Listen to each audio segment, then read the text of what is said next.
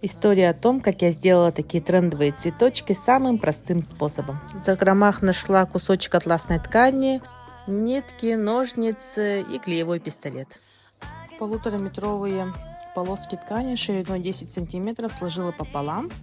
И с самого краешка сшиваю самым простым стежком по всей длине этой полоски. Как бы нанизываю на нить. Получилась вот такая вот гусеничка красивая. И нашим клеевым пистолетом всемогущим склеиваем эту гусеничку в такой вот бутон. Немного придержим, чтобы клей схватился. И все, наш трендовый цветок готов.